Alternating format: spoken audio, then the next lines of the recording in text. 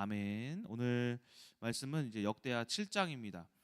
이전 말씀에서 성전이 완공되어지고 오늘 말씀을 통하여서 여러 가지 제물을 이제 드리고 이제 7일은 낙성식, 또 7일은 또 이제 유대인의 절기를 지켰을 때에 그날 밤에 솔로몬에게 하나님이 찾아와서 하나님이 경고와 어떤 심판에 대한 경고의 메시지를 한 말씀으로 볼 수가 있습니다.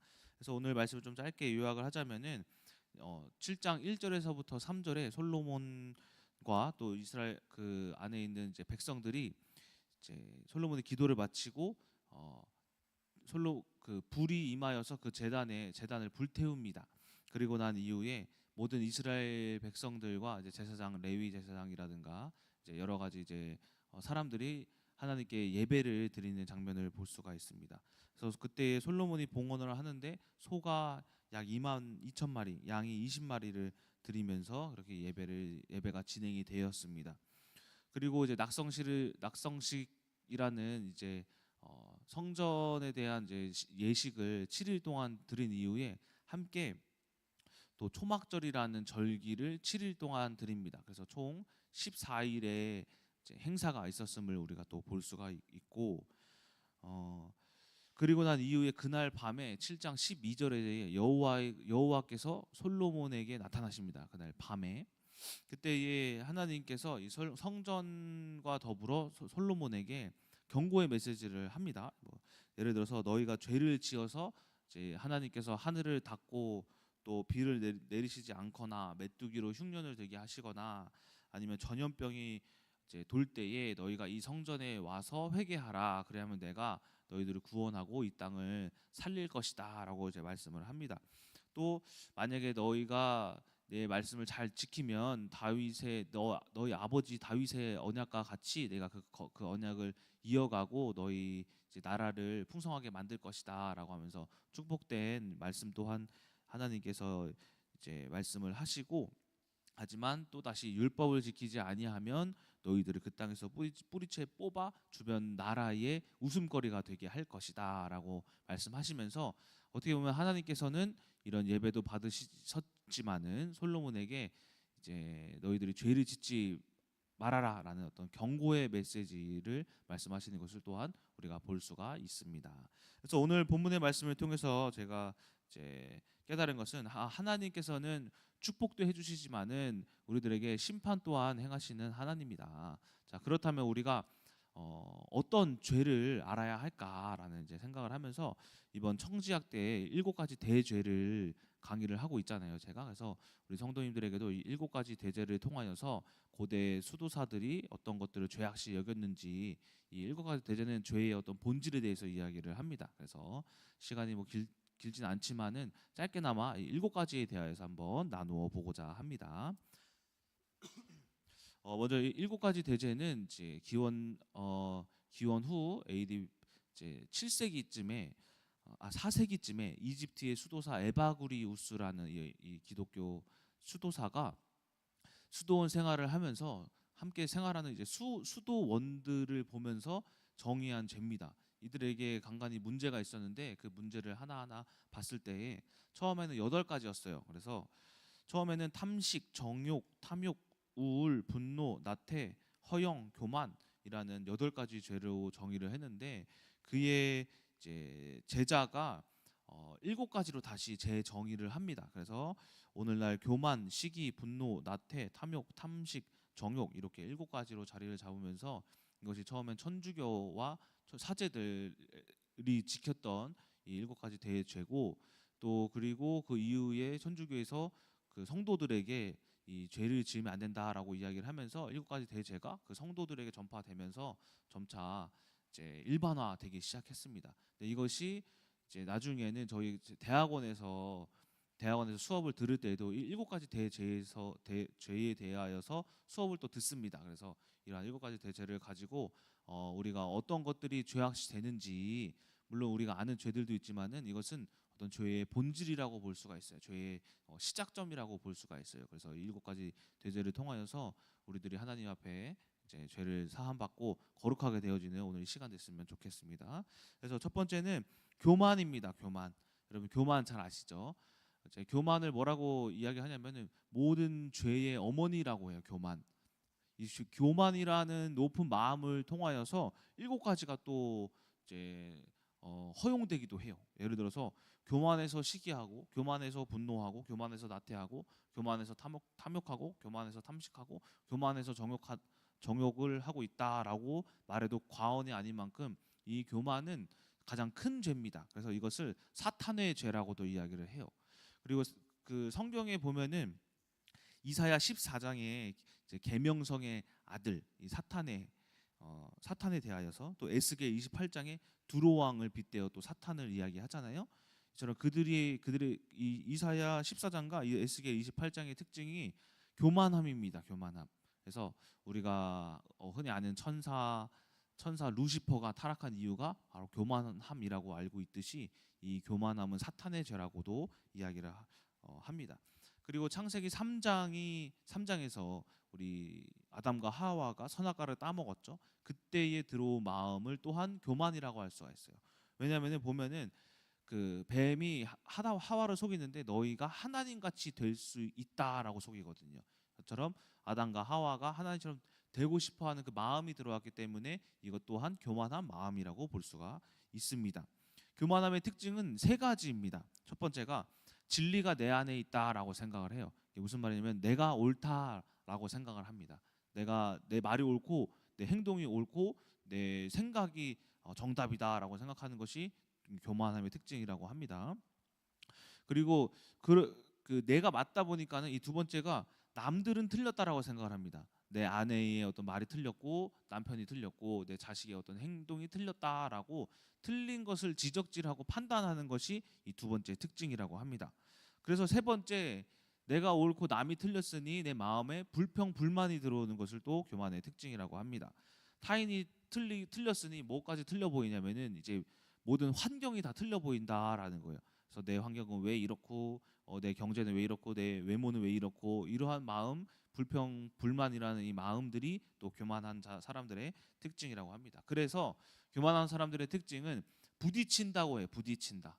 수용하지 못하고 부딪힌다. 그래서 성경에서 하나님의 영을 에스겔서에 보면은 우리들에게 주리니 이제는 딱딱한 마음이 아니고 부드러운 마음을 주신다고 하거든요. 이처럼 교만한 사람의 마음은 어떻게 보면 딱딱한 마음이라고 볼 수가 있다라는 거예요. 그래서 성도님들을 만나면 막 부딪히는 거예요. 누군가 어떤 집사님과 장로님, 제가 만약에 교만하면 제가 어떤 성도님, 우리 고등부 학생들 모든 사람들과 부딪힐 수 있겠죠. 이처럼 우리가 교만하면은 부딪힌다라는 겁니다. 반대로 그러면 겸손하면 어떨까요? 겸손한 사람들은 부딪히지 않습니다. 그래서 겸손한 사람들을 만날 때에 다 그 사람이 우리들의 말을 수용하고 생각을 수용하기 때문에 결국 부딪히는 일이 없어요. 그래서 우리가 혹시 내가 진리라고 생각하는가, 아니면 남들이 틀렸다고 생각하는가, 또 늘 불평 불만을 한다라든가, 아니면 남들과 자주 부딪힌다라든가, 이러한 것들을 통하여서 내가 교만한지 안 한지를 스스로 점검해 볼 수가 있다라는 것입니다. 두 번째는 시기입니다. 이 시기는 이제 남이 잘 되는 것을 미워하는 마음이라고 해요.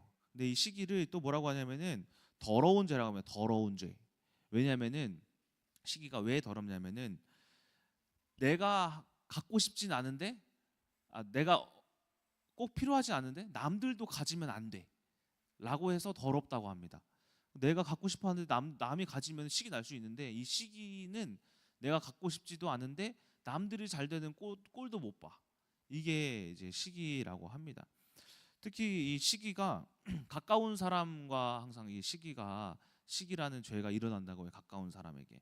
그래서 사무엘상 18장 보면은 다윗이 골리앗을 이기고 이스라엘로 돌아왔을 때에 이스라엘 백성들이 사울은 천천히요 다윗은 만만히로다라고 할 때에 이제 18장 9절에 사울이 다윗을 주목하였더라라고 이제 개역 개정의 성경에 나와 있는데, NIV 영어 성경이나 다른 히브리어 헬라어 성경을 보면은 뭐라고 하냐면은 그의 눈에 질투가 있더라 그래요. 그가 다윗을 질투하는 눈으로 봤더라라고 해요. 이렇게 해서 이 사울이 다윗이랑 가까운 사람이었잖아요. 이러한 가까운 것도 있겠지만은 그것을 질투하는 눈으로 보고 있다라는 라고 볼 수가 있습니다. 그래서 이것을 이제 또 이제 가까운 사람에게 짓는 죄, 특히 가족에게 짓는 죄가 시기와 질투라고 합니다. 가족에게. 저도 이제 가족에게 시기 질투를 많이 했는데 특히 누구에게 많이 했냐면은 이제 이동주 목사님. 이동주 목사님이 형제다 보니까는 이동주 목사님이 시기 질투를 굉장히 많이 했었던 것 같아요. 특히 어렸을 때. 왜냐면은 먼저는 형이 어머니의 사랑을 많이 받으니까. 그리고 두 번째는 형이 나보다 똑똑하니까. 그래서 그런 것들에 시기 질투를 했었다라는 거예요. 그래서 어느 날은 이제 형에게 시기 질투를 이렇게 하는데 어, 형이 집에 들어왔는데 중학교 때인가 그래서 집에 들어왔는데 학교 끝나고 그때 기말고사인가 중간고사 이제 성적표가 나오고 형이 혼나고 있는 거예요. 그래서 왜 혼나고 있는가 보니까는 이전 성적보다 이제 지금 성적이 덜 나온 거예요. 그래서 형이 막 거실에서 막 회초리 맞고 있었어요 어머니한테. 그래서 제가 살금살금 방에 들어가 가지고 잘 됐다 형이 드디어 혼난다 막 이러면서 막 좋아하고 있었는데 나중에 형한테 물어서 형 근데 도대체 평균 몇 점을 맞았길래 혼났냐? 그러니까 나 평균 85점 이런 거예요. 근데 제 시험지를 봤어요. 근데 저는 몇 점이었게요? 45점. 그래서 오히려 형 혼난 게 이제 더 시기가 나는. 형은 이전에 막 90 몇 점씩 맞았거든요. 그런데 85점 맞았다고 혼난 게 내가 아무리 시기해도 형을 이길 수 없구나라는 거에 더 마음에 공부 잘하는 형에 대한 시기와 질투가 막 들어왔어요. 근데 이것이 좀 문제가 됐던 게 나중에 결혼해서도 정말 이게 더러운 죄가 뭐냐면은 결혼해서 이동주 목사님이 먼저 아기를 낳잖아요. 그죠? 아기를 먼저 임신했잖아요. 낳기도 먼저 낳고 유민이를. 근데 그때에 제가 제 마음에는 영적으로 자녀에 대한 이제 자녀가 없는 것에 대한 그것이 해결이 됐는데 그럼에도 불구하고 형한테 시기가 나는 거예요. 내가 자녀가 하나님 없어도 괜찮습니다. 해석이 됐는데도 불구하고 형이 근데 자녀가 있는 게 그게 안 입고 온 거예요. 근데 왜 형은 자녀가 있지? 이거에 안 입고 온 거예요. 그러니까는 참 더러운 죄죠. 저는 해결됐는데 형도 있으면 안 된다라는 그런 생각이 시기와 질투였다라는 겁니다. 그래서 결국에는 이런 시기를 또 제 안에서 발견하게 되어지는 그런 계기가 됐기도 했지만은 어쨌든 이처럼 우리가 특히 가까운 가족들, 특히 형제 자매들 그리고 아니면 부모님들 아니면 이제 친인척들에게 시기를 낼 수가 있다라는 겁니다. 자, 이처럼 우리가 우리 마음 가운데에서 그러한 나는 괜찮지만은 남이 잘 되는 꼴을 못 보는 그러한 시기와 질투의 마음이 있지 않아야 하는지를 여러분들이 잘 분별하시고 세 번째는 분노입니다. 분노는 말 그대로 화를 내는 거예요. 근데 이 분노도 재밌는 게 가족한테 분노를 많이 한다고 합니다. 가족. 저도 사회생활을 하다 보면은 밖에서 화낸 적은 없어요. 거의 없어요. 화를 잘 안 내요. 근데 누구한테 화를 잘 냈냐면은 김상희 사모님 아니면 이동주 목사님 또 뭐 우리 가족들 아니면은 결혼한 이후에는 조민정 민정이에게 이렇게 가족들에게 또 분노하는 것이 또 분노의 특징이라고 합니다. 창세기 4장 보면 가인도 마찬가지로 가인이 아벨에게 분노를 했었죠. 제가 또 분노하면 떠오르는 게 김상희 사모님. 김상희 사모님이 사람의 화를 잘 돋궈요. 돋궈서 어떻게 돋구냐면은 사모님은 되게 영적이라서 너 그거 귀신이야 하면서 제가 재채기만 한번 하면은 야 너 그거 귀신이라고 너 무슨 죄를 졌길래 기침을 하냐고 재채기를 하냐고 감기에 걸렸냐고 하면서 다 막 너 그거 죄라고 죄를 막 고백하라고 하면서 나는 그냥 재채기 한번 했을 뿐인데 막 그런 거에 막 화가 나는 거예요 점점. 그리고 예전에는 이제 제가 많이 어렸을 때 한 초등학교 뭐 1, 2학년 초등학교 가기 전에선가 어떤 상처가 있냐면은 사모님이 어머니가 집에 들어오시기만 하면은 저희 삼남매들을 다 후들겨 팼어요. 매일같이 때렸어요. 그래서 그냥 어머니가 집에 오시면은 매일 맞는 거예요. 그냥 어머니가 오시면은 맞는 하루를 늘 이렇게 보냈는데 이제 참 저는 어머니가 그때 그래서 무서웠어요. 귀신보다 무서웠어요. 왜냐면 귀신은 예수 그리스도의 이름으로 떠나가라 하면 떠나가는데 김상희 사모님은 그렇게 하면 더 맞으면 더 맞지 떠나가질 않으니까. 그래서 어머니가 제일 무서웠어요. 근데 그게 어렸을 때 상처가 축적된 것 같아요. 그래서 나중에 중학교 고등학교 때에 제가 어머니한테 그렇게 화를 많이 냈어요. 어머니한테 욕도 많이 했고 이제 몹쓸만도 많이 했어요. 그래서 어머니 마음에 제가 또 반대로 상처를 주는 그런 몹쓸 놈이었는데, 어쨌든 이러한 분노를 가장 잘 분노가 자주 표현되는 곳이 어디냐면은 가정이라는 거예요. 가정. 그래서 나중에 알고 보니까는 제가 그러한 분노에 못 이겨서 흑암이 이 분노가 저를 침식시켜서 제가 또 이제 조이를 막 이렇게 좀 이렇게 막 죽이려고 하는 그런 사건도 있었죠. 이러한 분노. 그래서 이 분노는 어떤 문제를 발생시키냐면은 파괴성이 있어요. 파괴. 이제 영적인 파괴와 또 육적인 파괴죠. 육적인 파괴는 누군가를 해한다거나 이제 뭐 이렇게 때린다거나 하는 거. 또 영적인 파괴는 이제 내가 분노를 함으로써 마음에 상처를 주는 그런 영적인 파괴성이 또 있다라는 것입니다. 자, 어쨌든 나중에 이제 어머니와의 이런 관계 속에서 분노, 이제 혈기 이런 것들이 이제 제가 마음의 상처가 회복이 되어졌는데, 왜 사람들이 분노하는가를 심리학적으로 조사해 보면은 체면과 외식 때문이래요. 체면과 외식. 밖에서 체면 부리고 외식으로 잘 보이려고 하는 것이 마음에 불편함이 있었는데 가정에 들어오니까 그 마음이 평안해져 가지고 이것이 불편했던 마음이 표출이 되는 게 가정이 평안하니까, 그게 가족이었다라는 거예요. 나중에 사모님한테도 제가 여쭤봤는데 어머니 그때 왜 그러셨어요 했더니, 그때 밖에서 전도하고 이제 사역하고 오면은 사람들에게 전도를 해야 되니까 체면과 외식 이제를 했을 거 아니에요. 보였을 거 아니에요. 그것이 자기의 진짜 모습이 아니니까 들어와서 저희들에게 표출을 했던 거죠.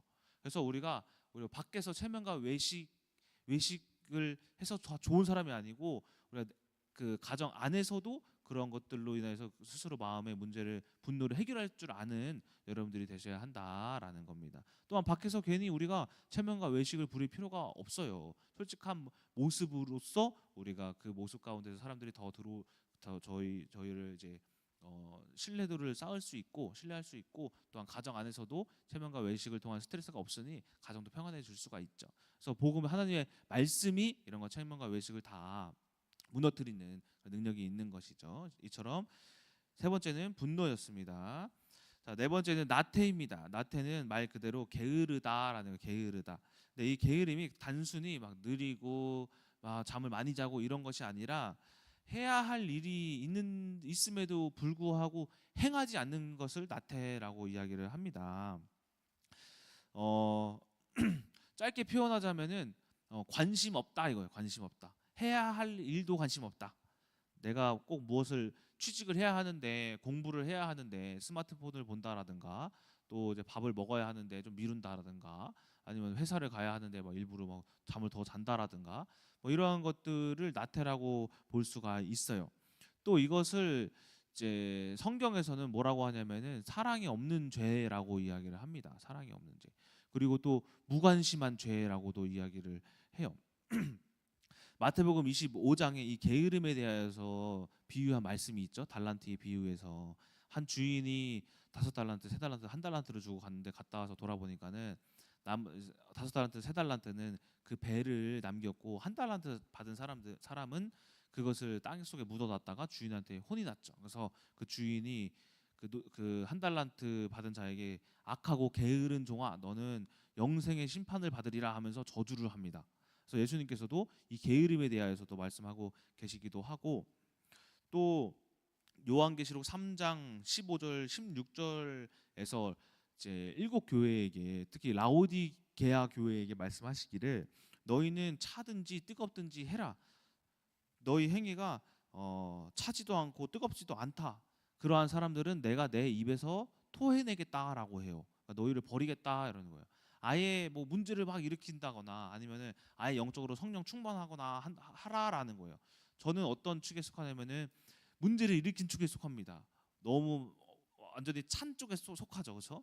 차서 하나님을 몰라보고 세상 밖으로 막 이렇게 다녔을 때, 그때 그 안에서 하나님을 알게 된 사람이에요. 근데 뜨거운 사람들이 있죠. 예를 들어서 이동주 목사님은 영적으로 늘 거룩했던 사람이에요. 그 행위 앞에서 하나님한테 거룩했던 사람이었는데 이제 어떻게 보면 뜨겁다라고 볼 수가 있죠.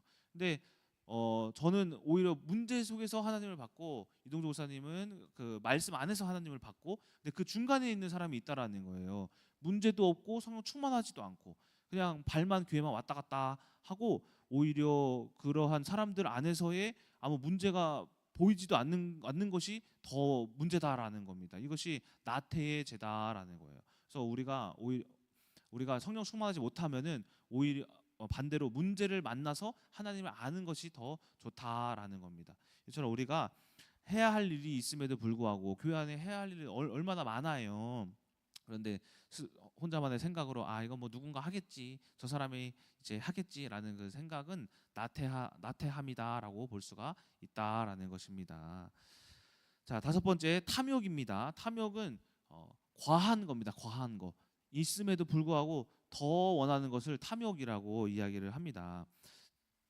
나중에 솔로몬이 오늘 본문 말씀에서 등장하는 솔로몬이 훗날 이 탐욕으로 인하여서 이제 실패하죠. 왜냐하면은 아내를 700명 두었다 그래요. 그리고 첩이 300명이었다 그래요. 그리고 수천 개의 신당과 신상을 세웠다 그래요. 또 금, 은, 동 이제 많은 금은 보화를 그 이스라엘 안에 축적해 놨다 그래요. 이처럼 솔로몬은 아내가 있음에도 불구하고 더 원하다 보니까는 이 신당이 이스라엘 안에서 세워지기도 하고 또 돈이 있음에도 불구하고 더 재산을 불리고자 하는 그러한 탐욕의 결과가 솔로몬의 실패였다라고 볼 수가 있어요. 저도 이제 지금 이제 경제가 조금 힘든 부분이 있는데 왜 힘드냐면은 3년 전에 주식하다 망한 거 그것 때문에 경제가 지금도 힘들어요. 그때 제가 재산이 뭐 얼마 있지도 않은데 뭘 하고 싶었냐면은 좀 더 돈이 있었으면 좋겠다라는 그런 생각에 그 당시에 부족한 게 없었어요. 뭐 힘든 것도 아니고 경제적으로. 근데 더 있었으면 좋겠다라는 생각에 주식을 했는데 그게 나중에 이제 대출 받아서 하다 보니까는 또 그냥 주식만 했으면은 뭐 100만 원에서 99% 깎이면 만 원이라도 남지. 선물했거든요. 선물 뭔지 아세요? 청산이라는 게 있어요. 청산은 사라져요. 그래서 다 사라졌어요. 3천만 원 대출 받았는데 다 3천만 원이 없어졌어요. 청산 당해가지고. 이게 왜 그랬냐면은 있음에도 불구하고 더 원한 거죠. 더 좋은 집, 좋은 차, 좋은 옷, 뭐 좋은 경제 이런 걸로. 이처럼 결국에는 이 탐욕이 더 원하는 마음이 우리 가정을 파괴시킨다. 그래서 이제 이 탐욕 때문에 뭐 하냐면 사람들이 도둑질하고 또 살인하고 또 강도짓을 하고 또 나쁜 짓 하고 또 배신하고 위증하고 이러한 것들이 탐욕의 결과죠. 결국에는 이 탐욕이 죄를 지을 수밖에 없다. 여섯 번째는 탐식입니다. 탐식은 말 그대로 이제 음식을 탐한다라는 건데 이것은 비유적인 표현이고 실제적인 의미는 절제하지 못한다 그러는 거예요. 탐식하는 자들의 특징을 보면은 음식을 절제를 못해요. 내가 건강이 악해질 만큼 살이 많이 쪘는데도 불구하고 이것을 음식을 계속해서 더 원해요. 더 많이 먹어요. 이것을 절제하지 못하는 죄라고 이야기를 합니다. 절제력이 부족해서 이 탐식하는 자들은 이 육신이 강해서 화도 절제하지 못해요. 어떤 갖고 싶은 소유욕도 절제하지 못해요. 음란함도 절제하지 못해요. 어떤 쾌락에 있어서 자꾸 쉽게 넘어져요. 이 탐식하는 사람들 특징이 절제하지 못한다는 거예요. 자, 그래서 돈 쓰는 거에 있어서도 내가 월급이 뭐 100만 원이면은 어느 정도 저축을 하고 뭐 월세를 내고 생활비를 써야 하는데 뭐 하냐면은 절제하지 못하니까는 백화점 가가지고 명품백을 사는 거예요. 그러다 보니까는 그게 나중에 경제에 어떤 문제가 오기도 하는 등 이러한 탐식, 절제하지 못함이 우리 삶의 패턴을 무너뜨리고 삶의 어떤 경제를 무너뜨릴 수가 있고 건강을 무너뜨릴 수가 있다라는 겁니다. 마지막은 뭐냐면은 정욕입니다. 정욕. 이 정욕은 이제 7대 죄에서 말하는 정욕은 음욕이라고 해요. 음욕. 성적인 욕구를 정욕이라고 해요. 음욕. 그래서 이 음욕은 음란입니다. 성적인 욕망이에요. 그런데 이 성적인 욕망은 하나님께서 창세기 1장 2장에 남자와 여자를 만들어 주셔서 함께 해야 하는 당연한 생각들인 거예요. 어떤 욕구가. 그런데 이제 결혼한 이후에 남자가 여자가 한 몸이 되어진 것이 마땅하고 옳지만은 문제는 뭐냐면은 시도 때도 없이 다른 남자랑 다른 여자랑 한 몸이 되고 싶어하는 그런 이제 쾌락적인 욕구, 음욕이 문제다라는 겁니다. 그래서 고린도전서 이제 6장 16절에서 뭐라고 하냐면은 창녀와 합하는 것은 귀신과 한 몸이 되는 것이다 그래요. 그래서 창녀라든지 아니면 하나님을 믿지 않는 어떤 음란한 사람들과의 어떤 관계를 맺는 것은 귀신이 귀신을 우리에게 영접하는 것과 다름이 없어요. 왜냐하면은 그 마태복음 12장에서도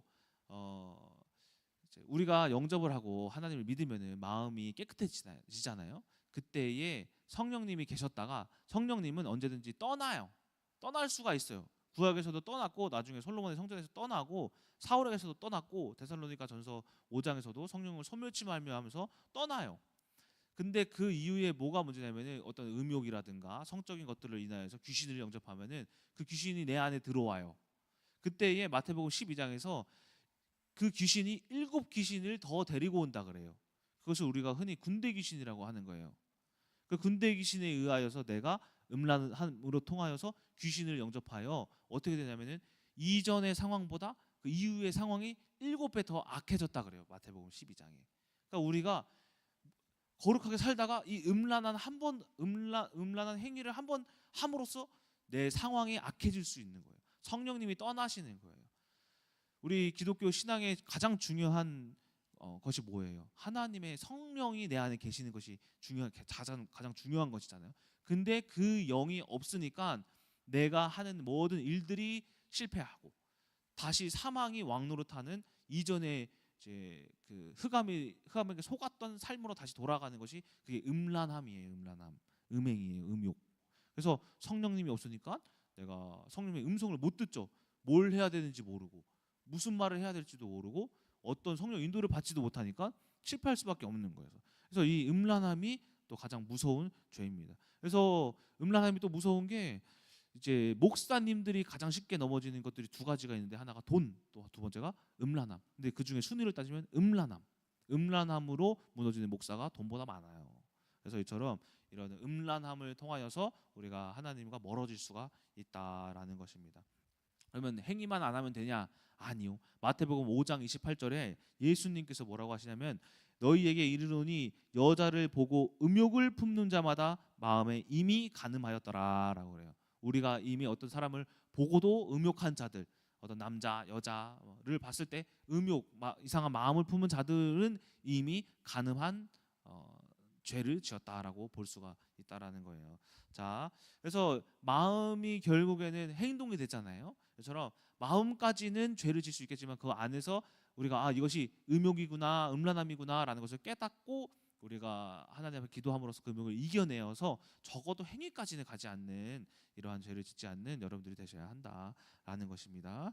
자, 결론입니다. 결국 오늘 말씀에서 하나님께서는 이 솔로몬에게 너가 거룩한 성전을 지었지만 죄를 지으면은 내가 언젠가 이 성전을 무너뜨릴 것이다. 너 이스라엘을 조롱거리가 되게 할 것이다라고 경고하는 메시지가 등장을 합니다. 우리 또한 하나님의 성전입니다. 하나님의 지성소가 우리 안에 계십니다. 하지만은 우리 또한 죄를 지었을 때에 우리가 조롱거리가 되어진 수치를 당하는 또 흑암의 결과, 죄의 사망의 결과를 맺는 저희들이 될 수 있기 때문에 늘 깨어서 우리가 조심해야 한다라고 말씀을 드릴 수가 있습니다. 그래서 오늘 말씀드린 교만, 시기, 분노, 나태, 탐욕, 탐식, 음욕이라는 7가지 죄를 잘 기억하시면서 오늘 하루도 승리하시는 여러분 되시길 주님의 이름으로 소망합니다.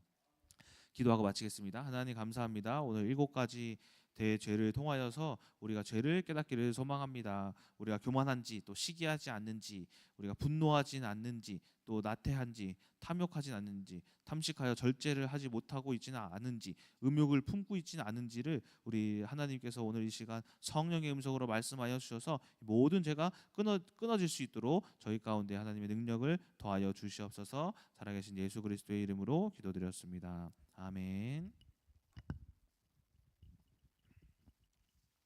예, 감사합니다. 오늘은 중국 선교 임원 모임이 있습니다. 기도해 주시고 토요일 날 산악회 등반이 있습니다. 등산하시는 분들은 미리 운동을 좀 해놓으셔야 될 겁니다. 미리 좀 계단도 좀 오르고 그래야지 감당이 되지. 미리 안 하면 그때 가서 힘들어서 못합니다. 그리고 지금 현재 카페 데크 늘 추가 이렇게 증축 공사를 하니까 여러분 기대하셔서 잘 공사가 되어서 또 이제 카페 시설이 늘어나시도록 기도 부탁을 드리겠습니다. 오늘 7가지를 얘기하면서 그런 생각이 들더라고요. 우리가 이렇게 이런 말들을 한다는 것 자체가 우리가 그 경계감이 된다는 거죠. 그래서 이제 가르치는 사람이 좋은 게 뭐냐면 이제 그런 부분을 하면서 인식이 되는 거니까 자기 발견이 되면서 자각이 되면서 그런 거를 경계하게 되는 것들이 참 좋은 것 같아요. 그래서 사역자가 된다는 것은 스스로를 살리는 것이라고 생각을 합니다. 너무 감사하죠. 왜냐하면 그걸 가르치면서 자기가 인지를 하고 있기 때문에 아무래도 그런 부분을 이제 경계하게 되죠. 그래서 오늘 저와 여러분도 꼭 승리하셔서 또 하나님의 거룩한 성령을 충만하게 임마누엘을 누리는 여러분 되시기를 바랍니다. 기도하도록